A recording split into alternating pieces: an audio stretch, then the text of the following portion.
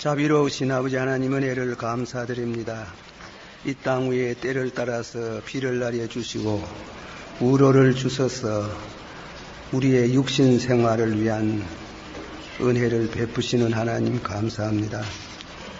그러나 이번에 또 비가 너무 많이 와서 저 강원도 북쪽 지역, 경기도 한쪽에 또 많은 비로 인해서 군인들이 잠자다가 희생을 당하고 슬픔을 당했습니다. 하나님께서 아무쪼록 위로하시고 또 저들에게 새로운 용기를 주시기를 바랍니다.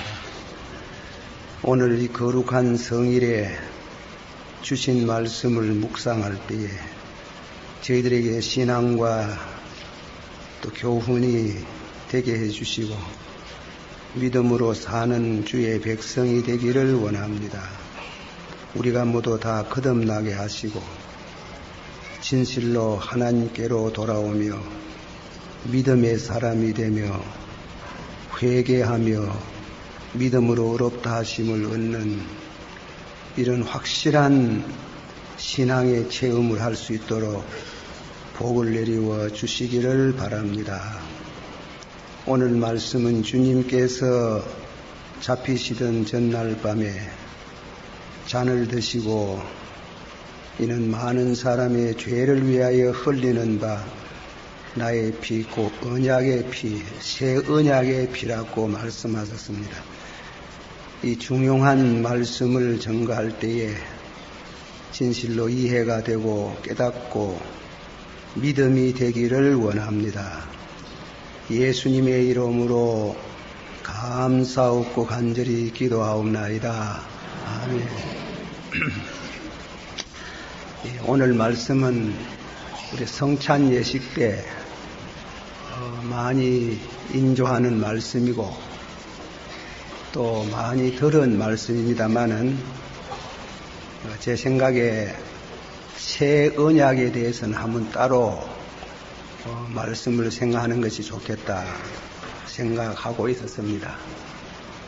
예수님께서 잡히시던 전날 밤에 성찬 예식을 처음 시작하시면서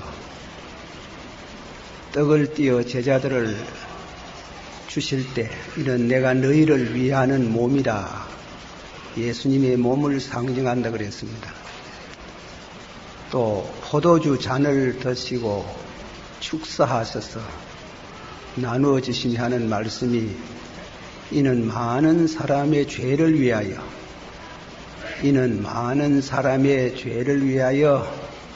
흘리는 바 나의 피 곧 언약의 피라 그렇게 말씀을 하셨습니다. 이것을 내가 올 때까지 기념하라 그렇게 말씀하고 누가복음에는 새 언약이라 그 새 언약이라 그러면 묵은 언약도 있다는 말씀입니다. 그래서 그 두 말씀을 은연중에 생각하면서 새 언약이라는 제목으로 말씀을 드립니다.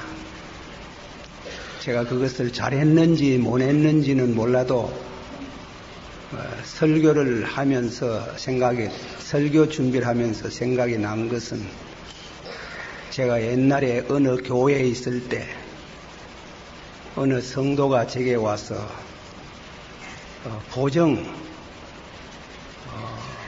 무엇을 아마 상당한 그 대금이 되는 물건을 매매하시면서 보증이 필요합니다. 그리고 보증 앉을 사람이 없어가지고 이제 찾아 헤매다가 제게 와서 보증을 좀 앉아달라 이랍니다. 제가 법에 대해서는 잘 모르는 사람이지만은 목사가 공인인데 이 보증 앉아가 잘 되면 다행이지만은 못 되면은 상당히 어려움을 당하는 것을 알고 있습니다. 저희 집에 보증을 한번 잘못 앉았다가 저희 부모 때 큰 어려움을 당했다는 것을 알고 있기 때문에 보정이라는 것은 일종의 법적 계약으로 구속력이 있습니다. 보정이 잘못돼 뿌리면은 집도 날아가고 땅도 날아가고 자칫하면 감옥에 들어갈 수가 있습니다.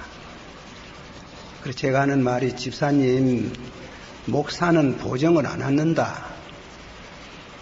딴 데가 좀 찾아보라 이렇게. 목사님이 안 앉으면은 누가 앉아주겠나 이깁니다. 그거 딱합니다. 참 딱한데 한 1시간쯤 앉아가지고 아주 보정 앉아달라고 똑같은 말을 반복하는데 제가 본래 좀 마음이 약해요. 우리 장로님들 중에 누가 말하기를 우리 목사님은 마음이 희뻐가지고 잘 넘어간다. 남 말을 잘 들은다 하지. 그러나 그날은 제가 그거는 이겨야 되겠다 싶어가지고 집사님 보정 못 앉아요. 헤헤 도장 한번 찍으면 되는데 도장 찍는 것으로 끝나면 문제가 다르지만은 이게 잘못되면 큰일 나는데요. 집사님 잘 될 줄 믿습니다만은 목사는 보정을 안 앉습니다. 앉아돌락 하는 바람에 그럼 앉아드리지. 써서. 그래, 막 좋아가지고 쓰는데, 글을 하나 더 써서, 뭐라고 쓸까요?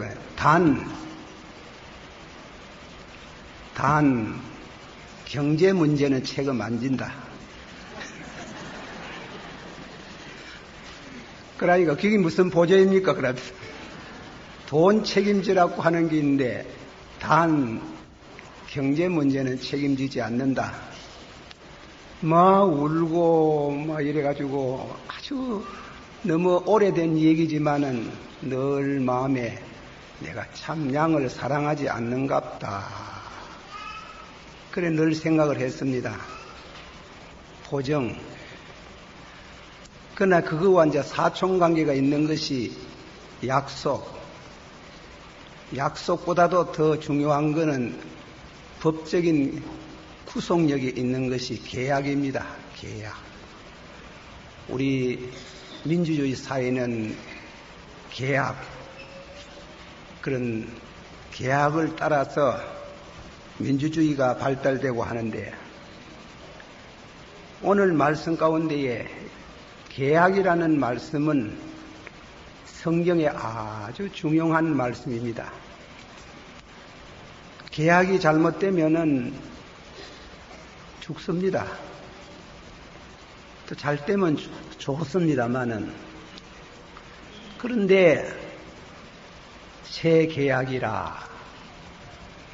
계약이라는 말씀에 그 성경적인 깊이를 짧은 시간에 다 말할 수가 없습니다만은 우리 예수 믿는 것은 하나님과 우리 사이에 계약 관계가 됩니다. 계약.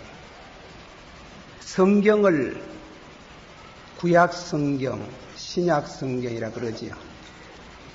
본래는 구약 성경은 구계약서, 신약 성경은 신계약서. 그걸 길게 읽을 수 없어가지고 그래서 약해가지고 신약, 구약 그렇게 해두었어요. 그래서 이 계약이란 말이 성경에 아주 중요한 말씀이 되고 있습니다. 우리가 하나님을 믿는 것은 믿어도 좋고 안 믿어도 그만이고 그런 게 아니고 내가 원하건 원치 않건 하나님을 믿는 것은 계약관계입니다. 안 믿는 사람들은 이 성경의 계약과 아무 상관없는 것 같아도 천만에 다 관계가 있습니다. 또 그 계약에 대해서는 법적인 구속력이 있습니다. 그러므로 우리가 그것을 잘 알아둬야 됩니다. 대한민국에 태어난 사람은 우리나라의 헌법은 1948년에 성안이 되어서 통과가 돼 국회의 통과를 보고 했는 건데 대한민국의 법이 나하고 상관이 없다 이래 말 못합니다. 요즘 난 사람도 한국 사람으로 태어났다 하면은 대한민국의 법을 지켜야 됩니다. 안 지키면은 감옥에 갑니다. 지키면 선량한 국민으로 대우를 받습니다. 내나기 전에 2000년 가까운 영에 모세를 통해서 우리에게 주신 말씀, 그건 나하고 상관없다. 그렇게 안 됩니다. 다 관계가 됩니다. 그래서 우리에게 주신 이 계약 관계에 대해서 깊이 생각을 해보셔야 되겠습니다. 이스라엘 백성들이 가나안에 들어갈 때의 일입니다. 12지파에 6지파. 첫 지파는 그러니까 시몬 지파, 레위 지파, 유다 지파로 해가지고 그 6지파는 그리심산에 서고 또 다음에는 또 6지파 루벤하고 단하고 이런 6지파들은 에발산에 섰어요. 서가지고 모세가 그리심산에 서 있는 이들로 보고 외치라 그랬습니다. 큰 소리로 외치라 그랬죠. 거기에는 본문에는 말씀이 안 돼 있지만 28장에 오면 여호와의 말씀을 준행하면 너희가 성읍에서도 복을 받고 들에서도 복을 받고 너희 자녀도 복을 받고 너희 육축도 복을 받고 너희 떡반죽 그릇도 복을 받겠다. 나가도 복을 받고 들어와도 복을 받는다. 외치라고 했습니다. 큰 소리로 외쳤습니다. 또 다음에는 에발산에 올라가는 이와 같은 루벤 지파들에게는 외치라 그랬습니다. 여호와의 말씀을 저버리고 지키지 않고 거역하는 자는 너희 자녀가 저주를 받고 너희 떡반죽 그릇이 저주를 받고 나가도 저주받고 들어와도 저주받고 저주받는다고 구함을 질러라 하는 겁니다. 그리고 모세는 결론을 맺지는 오늘날 너희에게 생명과 사망의 길이 너희 앞에 있다. 선택해라. 생명의 길로 가겠느냐, 사망의 길로 가겠느냐. 그렇게 외치라 그러고 외치고 그 끈티에다가 도장을 찍었습니까? 뭐라고 하면 아멘. 진실로 그렇게 될 것입니다. 아무도 변화할 수 없었습니다. 그렇게 아멘 아멘으로 도장을 찍어서 이 축복과 저주, 여호와의 말씀을 지킴으로 복을 받고 지키지 아니함으로 저주를 받는다는 그런 날인을 하고 내려오는 것입니다. 그 율법 계약을 주신 말씀에 대해서 좀 더 신명기 5장 32절 33절에 그런즉 너희 하나님 여호와께서 너희에게 명령하신 대로, 그녀는 명령이라는 말을 썼습니다. 계약을 너희는 삼가 행하여 좌로나 우로나 치우치지 말고 너희 하나님 여호와께서 너희에게 명하신 모든 도를 행하라. 그리하면 너희가 삶을 얻고 복을 얻어서 너희 얻은 땅에서 너희의 날이 장구하리라. 오래 살겠다. 그 말씀을 간단히 줄이면은 너희가 여호와의 말씀을 들으면은 나는, 다 같이 봐서 나는 너희 하나님이 되고 너희는 나의 백성이 되고, 한 번 더 하십시다. 나는 너희 하나님이 되고 너희는 나의 백성이 되리라. 그리고 다음에는 두 번째로 말하기를 필요한 복을 주리라. 받으세요. 필요한 복을 주리라. 그러니 복을 주신다는 말씀을 하셨고 세 줄에는 오래 살겠다, 장수하겠다 하는 세 가지의 약속을 하나님이 이 계약문서에다가 기록해 두었습니다. 이 말씀은 오고 오는 모든 세대를 두고 우리에게 말씀을 합니다. 좀 어려운 말을 제가 오늘 설교가 좀 어렵습니다. 어려운 말씀을 드리고자 하는 것은 칸트라는 철학자가 있습니다. 자꾸만 신앙이 쇠퇴해져가는 독일의 신앙을 보고 부모의 신앙, 보수주의 신앙을 가졌던 그 신앙을 철학적으로 공고하기 위해서 그는 신앙을 철학적인 입장에서 변정적인 글을 썼습니다. 그분의 글을 읽어보면은 하나님이 우리 인간에게 사물을 이해할 수 있는 이성을 주셨는데 이성 그것으로서는 물 자체, 하나님이나 영혼을 이해할 수 없다는 겁니다. 이해할 수 없고 그러나 실천 이성, 인간의 양심, 쉽게 말하면 인간의 양심을 통해서 하나님이 계시는 것을 우리가 믿을 수 있다. 인간의 양심을 통해서 우리 인간의 영혼이 있고 영혼이 영원토록 산다는 것을 이해할 수 있다. 또 인간의 양심을 통해서 볼 때에 인간의 영혼은 자유를 구하고 자유를 누리고 있다고 말했습니다.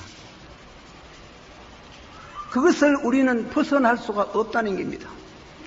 쉽게 말하면 하나님을 없다 할 수 없다는 겁니다. 그렇게 인간은 타고나면서부터 하나님과의 관계를 맺고 하나님은 살아계시다. 이 계약의 원문의 뜻은 나는 너희 하나님이 되고 한번 더 합시다. 나는 너희 하나님이 되고 너희는 나의 백성이 되고 두 번째로 필요한 모든 복을 주시리라. 믿읍시다. 확실히. 세 번째로는 오래 살겠다. 장수하다. 그렇게 축복을 말씀을 하셨습니다. 이 말씀이 계약이라는 말씀에 대해서 제가 들어가면서 말씀을 드립니다. 두 번째 생각을 하고자 합니다. 그럼 계약에 대해서 말씀을 합니다. 이 계약을 지키면 해야 되나? 복을 받습니다. 조금 전에 약속한 세 가지 복을 받게 됩니다. 지키면 하나님 우리가 땅 위에서 사는 동안 행복을 누리게 합니다. 행복하게 하렵고 했으나 지키지 아니하면은 축복의 손이 거두어집니다. 틀림없습니다. 그러므로 불행해지는 것입니다. 이렇게 되는 것은 하나님이 책임이 있는 것이 아니고 우리들에게 책임이 있습니다. 믿지 않은 사람들 중에는 당돌한 말을 합니다. 무슨 일을 하든지 할 때에 되든지 안 되든지 내 힘으로 하지. 나를 도와주는 하나님이나 예수 그리스도가 필요 없다. 그거는 그런 소리 하면 안 돼. 그건 하나님이 계약을 무시한다고 됩니까? 도망간다고 인외로 도망갔던 그 요나가 도망가졌습니까? 절대로 하나님이라는 그분으로부터 우리는 벗어날 수 없고 하나님과 우리 사이에 알고 모르는 사이에 맺어진 이 언약 관계는 약속 관계는 절대로 벗어나지 못합니다. 그러므로 주의 말씀을 순종하고 하나님을 경외하는 자에게 하나님은 복을 주신다고 한 번 더 말씀드립니다. 신명기 18장 2절서부터 6절까지 내가 내 하나님 말씀을 순종하면 이 복이 너에게 찾아와서 한번 다 같이 봐서 네가 내 하나님 말씀을 순종하면 이 복이 너에게 찾아와서 너희를 따를 것이며 복이 따라온답니다. 내가 복을 찾는 게 아니고 복이 따라올 것이며 그렇게 말씀했습니다. 성읍에서도 복을 받고 들에서도 복을 받을 것이며 너희가 또 너희의 태에서 난 자식이 복을 받을 것이며 또 많은 자식을 얻을 것이며 땅이 복을 받아서 열매를 풍성하게 낼 것이며 가축들이 복을 받아서 번성할 것이며 소도 많아지고 양도 새끼를 많이 낳을 것이냐. 너의 곡식 강주리로 해서 강주리도 복을 받을 것이며 그리고 반죽 그릇도 복을 받을 것이다. 너희는 들어와도 다 같이 받으세요. 너희는 들어와도 복을 받고 나가도 복을 받을 것이니라. 할렐루야. 아멘. 그런 약속을 했어요. 그 전에 하나님의 말씀을 통해서 우리는 계약 관계 때문에 하나님은 절대로 거짓말 안 합니다. 하나님 거짓말하면 세상 끝나는 길이에요. 절대로 거짓말 안 돼. 하나님이 이 약속을 지키는 우리가 하나님이 신실하게 복을 주시는 줄을 믿으시기를 바랍니다. 할렐루야. 두 번째 말씀입니다. 이 계약을 버리면 어떻게 되는가? 이 계약, 이 약속의 말씀을 버리면은 그냥 하나님이 버리면 하나님이 내버려두고 하나님이 축복의 손을 거두고 내버려두는 게 아니고 책임을 묻습니다. 우리 책임이 있어요. 그래 책임을 묻는데 하나님께서 물어오실 때는 그냥 오는 게 아니고 그것이 뭔가 하면 저주로 변한다 이겁니다. 강단에서 저주 말하는 거 아주 신자들이 듣기 싫어하지요. 그러나 우리가 이 성경 강해로 그 말씀을 들을 필요가 있습니다. 너희가 여호와의 말씀을 지키지 아니하면 그 계약을 저버리면 신명기 28장 15절에서 19절 너희가 너희의 하나님 말씀을 듣지 않고 규례를 지키지 아니하면 온갖 저주가 너희에게 닥쳐올 것이라. 너희는 성읍에서도 저주를 받을 것이며 너희의 곡식 강주리도 떡반죽 그릇도 저주를 받을 것이며 너희 몸에서 태어난 자녀와 너희의 땅의 곡식과 소새끼와 양새끼도 저주를 받을 것이며 너희는 들어와도 저주를 받고 나가도 저주를 받을 것이라. 저주받는 하나님. 그러나 하나님께서 이 계약 관계에 있어가지고 하나님의 계명을 지키면은 복을 받지만은 지키지 않으면 저주를 받는다. 제가 요즘 덜 앉아가지고 그저 아프다고 칭타하고 성경을 그저 열심히 읽어봅니다만 구약 성경 이사야서, 에레미야서, 에스겔서를 읽어보면 몸서리가 나는 게 있어요. 이러다 보면 막 흥기증을 느끼기 뭔가 하면 우상을 섬기는 이스라엘 백성들에게 저주받는다. 너무 저주를 많이 해요. 그래서 마지막에는 저주받다가 다 죽어요. 나라가 망해요. 하나님의 계약에 대해서 말씀하는 겁니다. 하나님은 계약은 철두철미합니다. 그 계약을 지키지 아니하면 성읍에서도 저주를 받고 들에서도 저주를 받고 저주는 전쟁과 기근과 온역으로 인해서 저주를 받는다고 그렇게 말씀을 하시고 계십니다. 어떤 사람이 말합니다. 저주 같은 거 그런 거 나하고 상관이 없다 하는데 한번 당해보래. 당해보면 그런 말이 나오는가? 그렇게 말하기 어려운 말이래요. 자, 여기에서 교리적인 말씀이 조금 되겠습니다.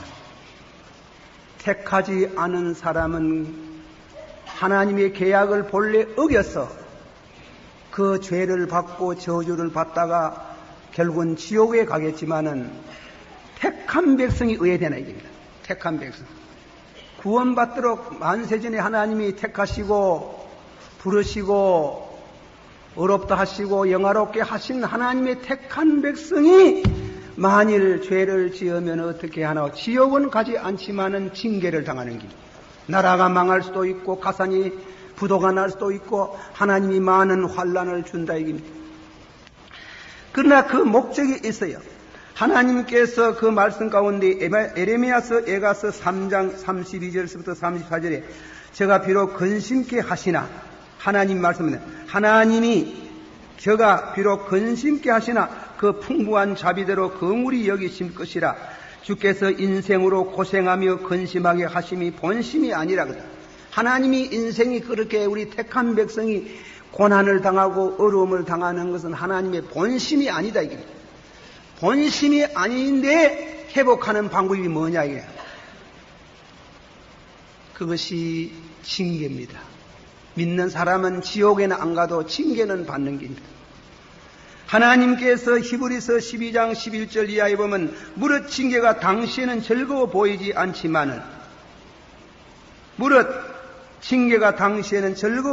않지만은 슬프 보이나 후에는 그로 말미암아 연단을 받은 자에게 의의 평강한 열매를 맺게 하시나니라.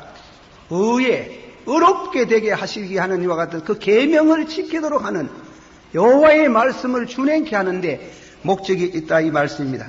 그래서 이스라엘 백성들은 그 성경을 읽어보면 그건 고난을 당하고 어려움을 당하고 전쟁이 일어날 때 그렇게 온 나라가 정성을 기울여서 통곡을 하고 자복을 하고 회개하는 운동이 벌어졌을 때에 하나님이 순간적으로 축복이 오시는 이와 같은 장면을 봅니다. 이 말씀을 우리가 마음속에 깊이 생각하시고 은혜가 되시기를 축원합니다. 다 같이 받읍시다. 저가 비록 근심케 하시나 그 풍부한 자비대로 긍휼히 여기실 것이라. 주께서 인생으로 고생하며 근심하게 하심이 본심이 아니로다. 하나님이 본심이 아니라 하나님도 아파해. 일본의 어떤 신학자가 아파하시는 하나님이 아파하시고 당신의 아들을 십자가에 못 박아놓고는 안 아프겠습니까? 그 아파하시는 하나님이 우리들에게 징계를 당하고 고난을 당하고 슬픔을 당할 때에 중심으로 회개하고 돌아오게 하는 목적이 있는 겁니다.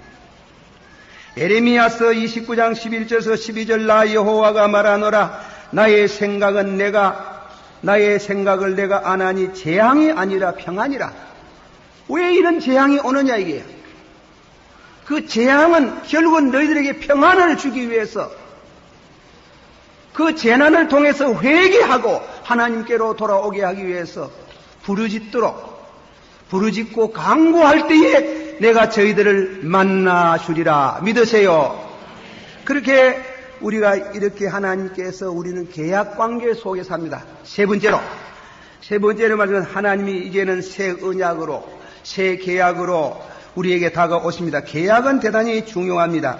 예수님께서 잡히시던 밤에 포도주 잔을 드시면서 이는 많은 사람을 위하여 흘리는 바 나의 피 곧 새 언약의 피라. 다 같이 한번 받았어요. 이는 많은 사람을 위하여 많은 사람의 죄를 위하여 흘리는 바 나의 피 곧 언약의 피라. 자, 그러면 우리가 말씀을 계속하면서 그 뜻을 새깁니다. 우리는 언약을 저버리지만은 하나님은 절대로 안 저버립니다. 절대로 안 저버리니까 징계가 오는 게예요. 벌이 오는 게예요. 그런 벌받고 징계받고 자꾸 죽이면 암만 죽여도 인간은 죄를 못 떠나요. 원하는 선을 행치 못하고 원치 않은 악을 행하나도 오호라 나는 괴로운 몸이라. 다 죽는 게래 기분. 하나님이 다 살으시면 다 죽는 게래. 그래서 하나님은 계약을 지키시되 다른 방법을 하나 가져오는 게,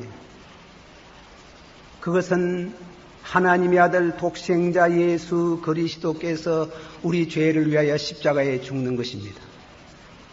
그 피를 믿는 자는, 그 피를 믿고 회개하고 돌아오는 자에게는 모든 죄를 다 용서하시고 잃었던 모든 축복을 다시금 회복하시는 하나님인 줄을 믿습니다.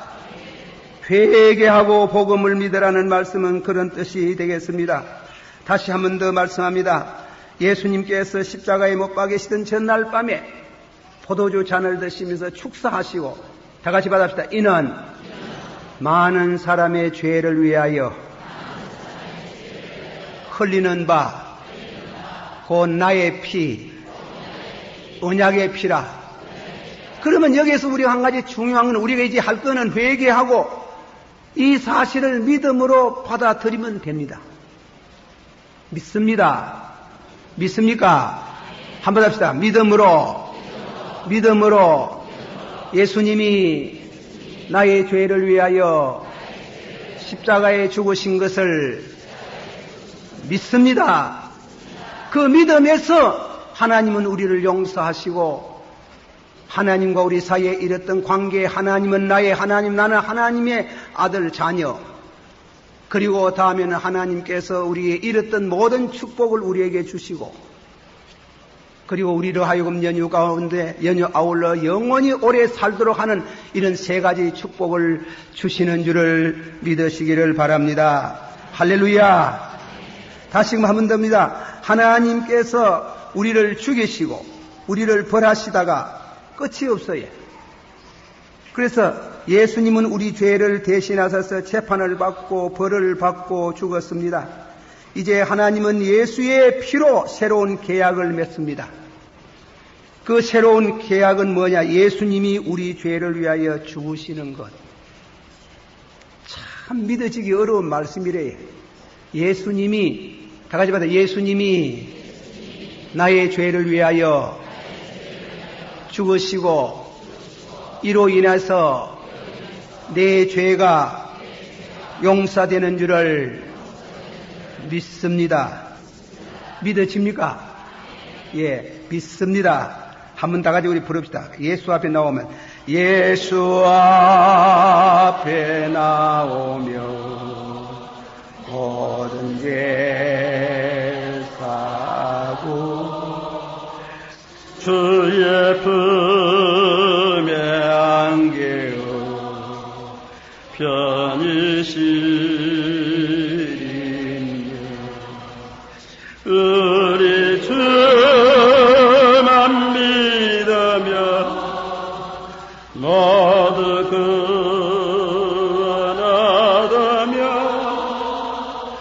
영생공 낭멸유관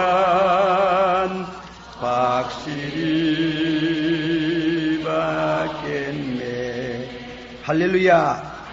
다 같이 한번 받읍시다. 이름으로 한 사람으로 말미암아 죄가 세상에 들어오고 죄로 말미암아 사망이 왔나니 이와 같이 모든 사람이 죄를 지었으므로 모든 사람에게 죽음이 왔도다.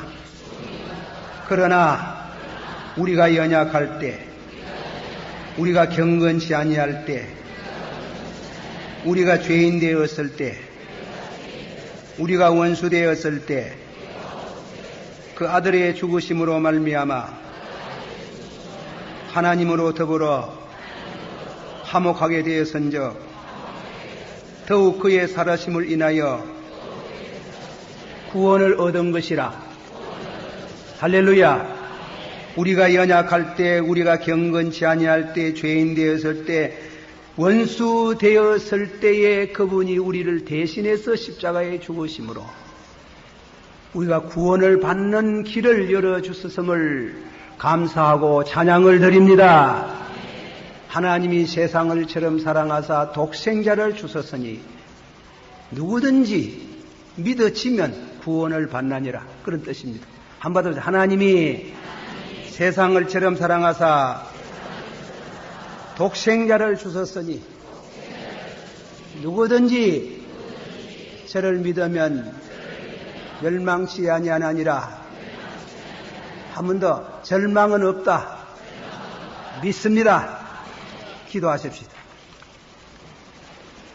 우리 다 같이 통성을 하면 통성으로 목사님 나오실 때까지 열심히 기도하고 과거의 죄를 회개하고 믿기만 믿어지면은 구원을 받는 새 계약, 많은 사람의 죄를 위하여 흘리는 바 나의 피, 곧 언약의 피, 새 언약의 피라. 다 같이 한 목소리로 기도합니다. 사랑이 많으시고